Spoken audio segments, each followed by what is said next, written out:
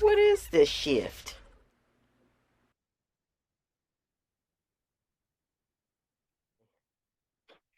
Boom, Boom. boom, Here we boom. are. Welcome. Welcome. Shift hit the fan. You're the fans, and we're part of the shift. I wouldn't We're say the that we shift. are the shift, Well, we are the but we're shift we part of want to it. see in our own lives. We're the shift we want to see in the world, in our own lives. At least that's the way that I try to approach my life. I I I am the shift I want to see. So Create that yeah, we shift are the shift. inside and bring it out. Not from the out, in, out. Yeah, we are the shift, and we hope we're contagious. so, so prepare to be splatted upon. That's right. Shift Be splat. shafted on. Oh, that didn't work as well. Shaft shift. Kind of an interesting thought. Every time I screenshot, I don't know the different tenses of screenshotting. So I just say I screenshot that, you know. Screen chat.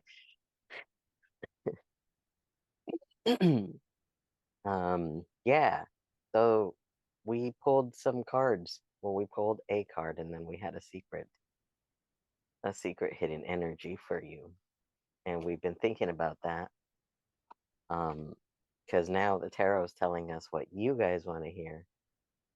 Um, Or what and I need to hear. Apparently, that's what today was yeah, and about. that's what it's turning out to be. It's what so that's why we're like, well, Sent me hi. into some deep thought spirals.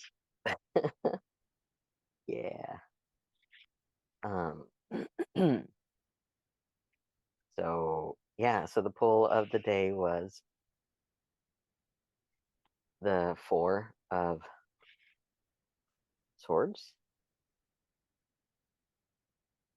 Um and the hidden energy was is the three of swords.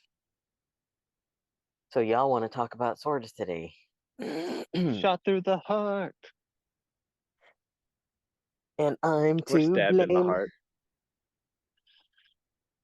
Yeah. Stabbed in the heart today. Or unstabbed. Maybe this is Yeah. a thought for unstabbing. Yeah. I think I think these three swords are you being unstabbed as long as you stay in that stability of, you know, the I noticed that it's like over your third eye, over your heart, over your solar plexus. So, mind, heart, and soul.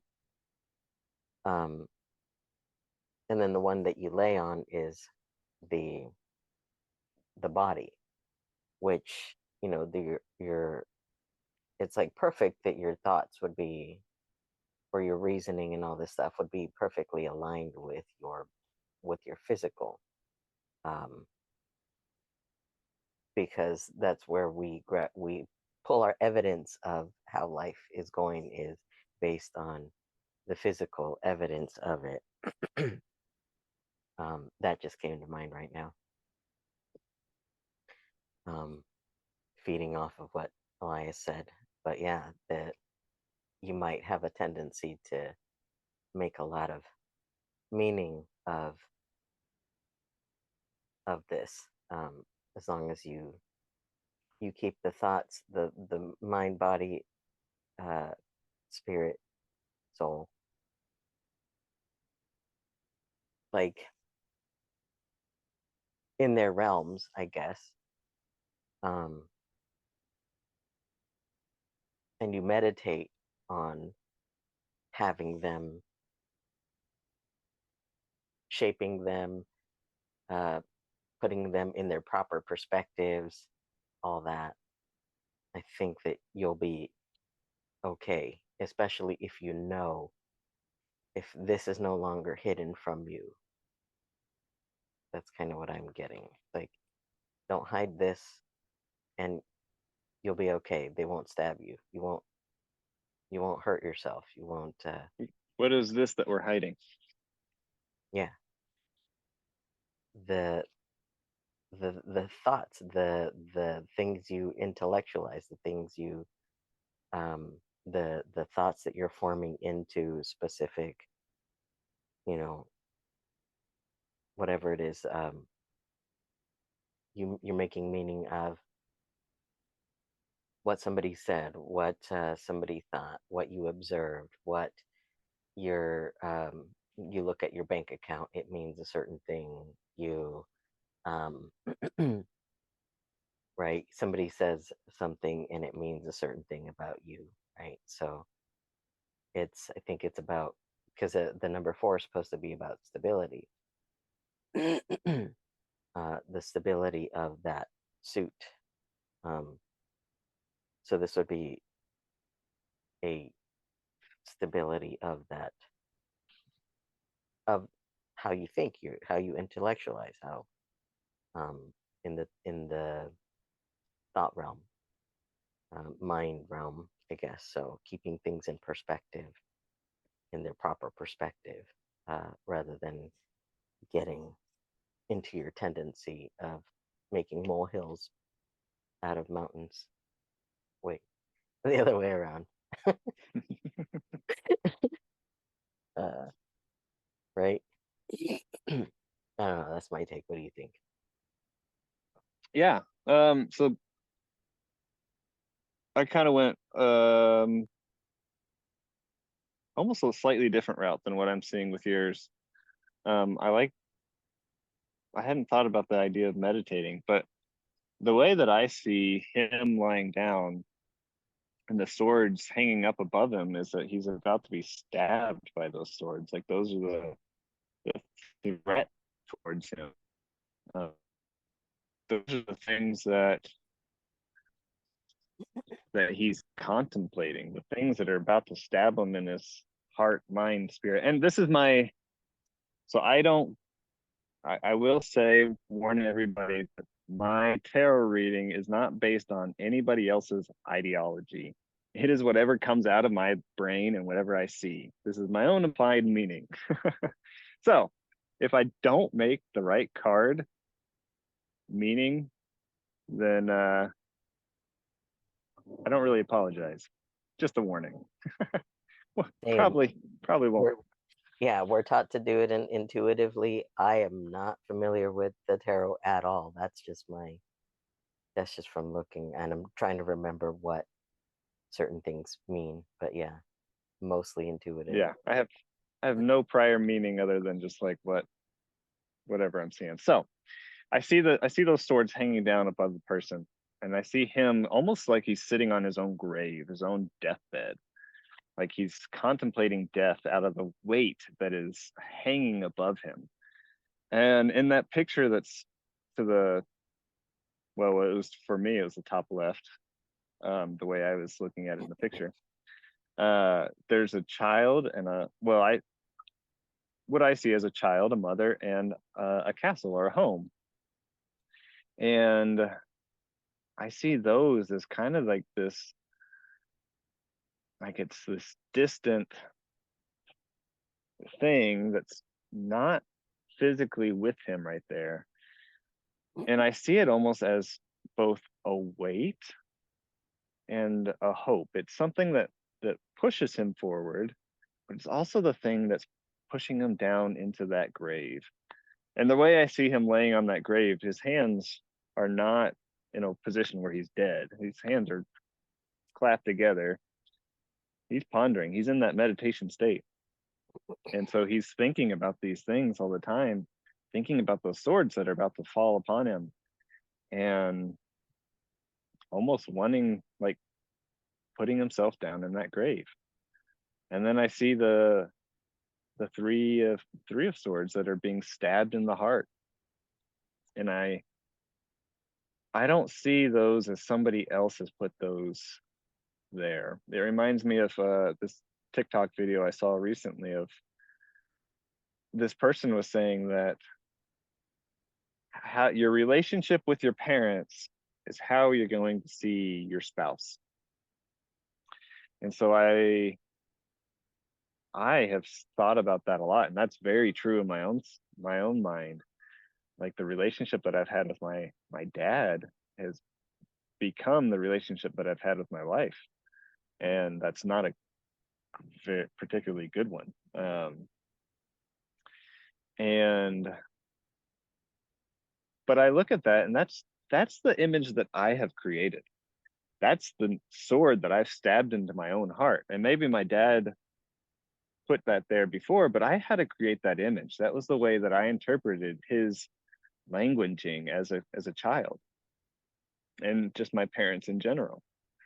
Um, and so I see three swords, I think, of the parents and the spouse, or the parents and the lover.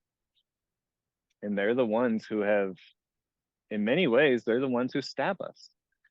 But we can leave those swords there and feel that pain as our heart continues to pump, or we can pull those swords out. And I think that there's so much pain to pulling the swords out. Splinter, and you don't want to touch the splinter, but as soon as you pull that splinter out, it feels better. You feel relief.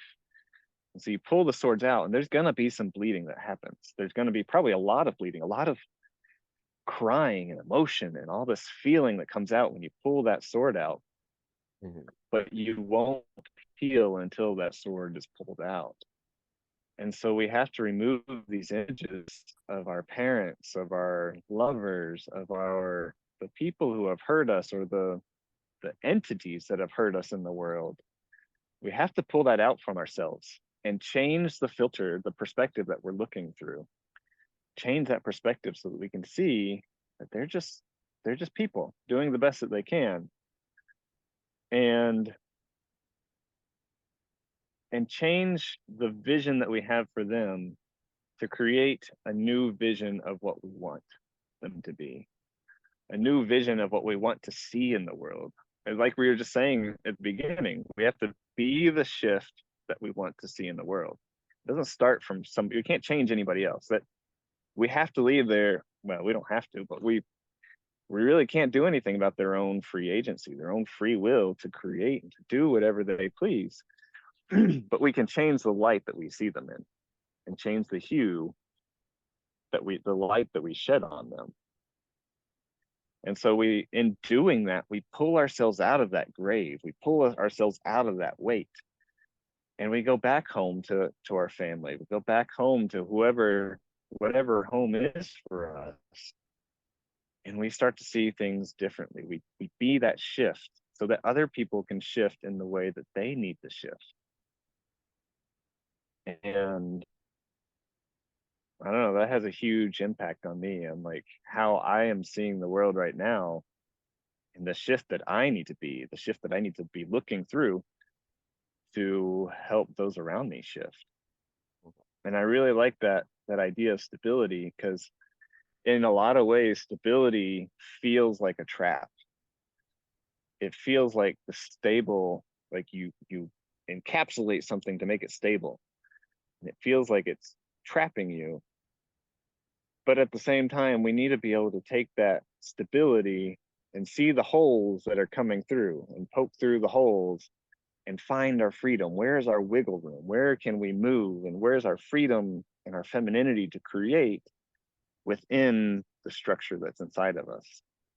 And too much structure suffocates, and too much femininity just breaks everything apart. And we all just burst into flames, and we have fun that way. But a balance needs to be there. It doesn't need to be, but a balance is helpful to be there often. Have the structure, but have the wiggle room and the freedom to change that structure as needed. What are your thoughts? I'm hearing that this is almost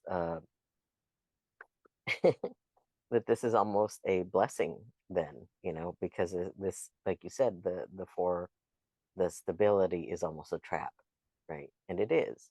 you get too comfortable, too used to your stuff, it's good that you have something, in the background, kind of nagging at you, your tendencies, that this is how we keep evolving and growing, and this is how we'll eventually move into the next thing, to level ourselves up if we don't get too comfortable in this, knowing that these could, stab us at any point and hurt us.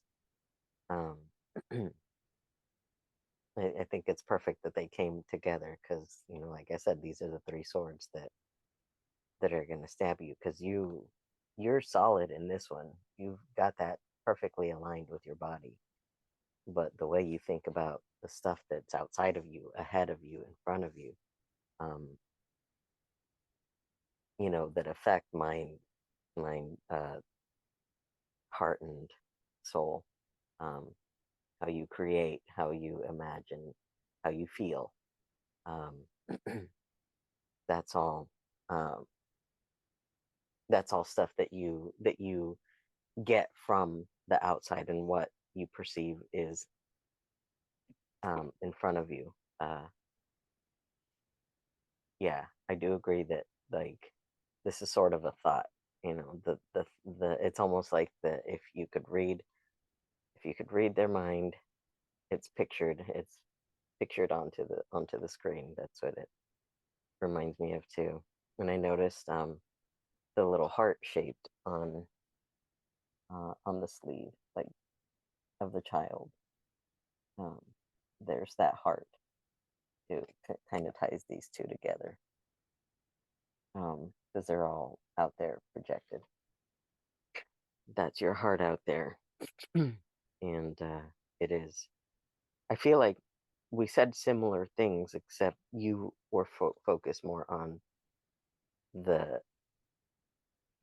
the mountain, right? Um, and like you said, you feel like these cards are for you, and that's just how it ends up being. Like, we are part of the collective. These are pulled for the collective, but we're part of that, and it's definitely for each of us, as well. It definitely resonates. I know for me, I'm learning to be stable and steady in that, and I know my tendencies. I never pull this card for myself. By the way, this is the first time I've pulled this one. Um, as I'm bringing myself to be a part of the collective, because that's what I want to. Like I said last time, I'm learning how to die for the sins of man, right? So it's bringing me more into the world, um, and knowing, as a people of the world, what my tendencies are. Um, so I know what to die to and where to hold myself steady. But yeah, and the things that are stabbing us in the heart aren't always necessarily the parents or the spouse or even just people. It could be our illnesses. It could be our whatever we're struggling with in life. Those are the things that are stabbing us in the heart. It could be past teachers that have stabbed us in the heart. It could be anything. Um, and I really like that what you said, how you applied it to the chakras. If Hmm. you think about what hurts the most in life, it hits those three chakras. Your mind, the things, the image that people create for you, that everything that happens in our body comes to our mind. This is the image that we see, the things that we feel, the world that's all around us is up here in our head. And then our heart holds all the feeling, it holds the care, the things that we love, there's a reason we say stabbed in the heart. And then the gut, you get punched in the gut, and that's one of the worst feelings when you're getting punched. Those are the areas where you're going to be affected the most. You get hit in the leg, it hurts, but you're not going to just crumple because of it. But someone hits you in your head, knocks the wind out of you or punches you in the gut, there's a lot of sensation in those areas. There's a lot that is created, a lot of nerve endings in those areas for one, but a lot of creation power that comes from those three, and pulling the swords out of those areas, out of our mind, out of our heart, out of our gut, and releasing all the tension that's being held and creating the discomfort that's there is going to help us in the future. And so you can do somatic work, you can do mental work with that, but finding the ways to unclench, untense those areas are going to help us to be more free, to un to get rid of the weight that's being held upon us. So we got to learn to relax, wiggle it all out. Hmm. It's so perfect, like how you said that. Like, you get hit in the head, you're discombobulated. You don't think clearly. You get, you know, hit in the heart. It's heartbreaking. You don't feel clearly. Um, and then you get uh, hit in the stomach, and it knocks the wind out of you. The wind is, your breath of life, how you create. There's just like, you can just keep going deeper and deeper into these things. Um, Well, yeah, and if you want to know the sign of a truly vulnerable man or a truly vulnerable person, it's bringing their heart out. It's that we think of a puffed up chest, pride or whatever, but what's that really symbolizing? It's saying, I don't have anything to lose. I am showing my most vulnerable part to you. my boobies. And yeah, like, come on, you can come at me and I am free of whatever you're going to send my way. And I think and it's not necessarily that, I don't know that that's the biggest thing that we want to envy in life, but it is a sign of being unafraid of what's going to come. And we tend to have that image of, we don't like those people who are puffed up, who have their chest out and are prideful or whatever. But in some ways there is envy there of, yeah, they're not afraid of what's coming. They're not afraid to act. And if we can unlock that for ourselves, not necessarily that we have to hold ourselves up high, and that can help. That can help us act in different ways. But if we can unlock our chest and unlock these areas that are inside of us, we can start to act differently in life. We can remove the fear and live differently, have hold a different perspective. Didn't one of our friends say that um, this is like a heart opening? It could be perceived that way. I think of that like that's what you said just reminded me of that, like opening your heart, because sometimes that's how you open it, is by exposing yourself, by stabbing yourself, by creating those wounds so that you learn to grow from them and heal from them. um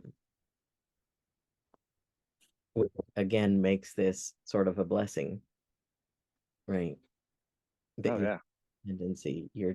your tendencies, what you feel are your weaknesses or whatever, they're always your superpowers in the end. Yep. um And what is growth, and where do you get growth and strength from? It's from tearing and breaking. You tear your muscles and they get bigger, they get stronger. You break a bone. I read this somewhere earlier this week, that if you break a bone, you're not going to break that place twice because it grows back stronger. I don't know if that's actually true or not, but it fits what we're talking about now, of like, when you open up these areas, you create these little stress factors. My daughter was jumping off of things yesterday and she was complaining about how her leg was hurting. And I was like, your leg hurting now means that, in my mind, I was thinking, was your leg hurting now means that later on, your leg's not going to break from jumping off of things, from doing sports or doing whatever it is that she chooses to do physically. She's going to have stronger bones from those little, that opening that happens, those little breaking, the massaging of our body, mind, and spirit. You know, as we use those and interact with the world around us, however we choose to do that, it doesn't mean we have to be open to everything, but however we choose to flex ourselves and to move and to grow is the way that we're going to grow, the way we're going to get better, the way that we're going to hone our skills. Mm-hmm. Yeah, that reminds me of my when I had my knee reconstructed, my ACL. That's one of the things that they said too was it's going to be stronger than it's ever been now. And I Nice. thought of like, yeah, I know I'm going to be when I heal this situation, I'm going to be stronger than I've ever been in my life because of what I've had to go through and learn to heal without medical care. I've had to learn how to heal this with what I have here, my mind, my feelings, my friends, um, right? All all things in here. Um, and that's I think the best way to heal is to learn how to do it mentally, mastering the mind. Um, which I get that feeling a lot, mastering the mind here. Um, which is what I'm all about. And I think it's perfect that I was abandoned by the workers' comp system, right? Because I do need to and I do want to learn how to master my mind and master myself and not need anything outside of me to keep those swords right there hovering, knowing I know where they are. I know what I can do to hurt myself. Um, and I can use them as tools or I can use them to hurt myself. Which is your thoughts. I keep thinking about the sharpness of our words and our thoughts and the impact words have in the world to either shape it or hurt it. But yeah, there's something of like creating your words, like the way you speak is the way you're going to shape your world around you. Shaping it with a sword. You're sculpting it. And you are the sculptor. Man, all these you really can go The on world just goes kaput. on It an just opens up. adventure. Wait, what? You really can go on an adventure with the tarot, huh? Just with Oh yeah. cards. Um, I want to get that tarot that's from the Native American person mm, up from Alaska or somewhere. yeah, the gentle tarot.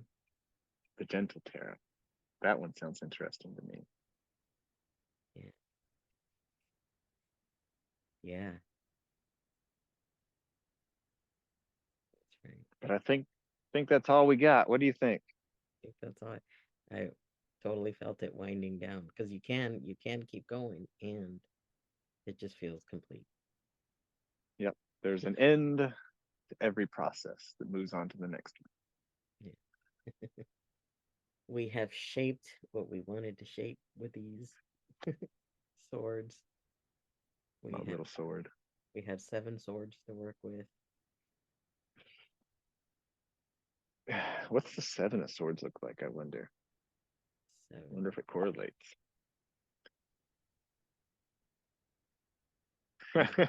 next time. Next time we'll have to dig it out. Yeah, Anyways, all 7 right. Bring the shift to the world, however you want to do it. be the You shift. are the keeper of yourself, the keeper of your shift. Yeah, go be full of shift in the world and shape that shift. Ooh, that's why I call myself a shape. No, a shift shaper. Shift shaper. There you go. Got a new name, Shift Shaper. That's what I call myself. That's my handle on Instagram. Nice. Shift shaper. I love it. All right. With the swords. That's how I shape it. This is so Go perfect. be people. It's 11. Love the world. Perfect time to end. Perfect. We 11. love you guys. Ooh, shape it with your love. Ooh, shape it with your love. Oh, yeah. All right. The end. Love you. The end. Wow. Da da da. Let the shift hit the fan. Let the shift hit the fan.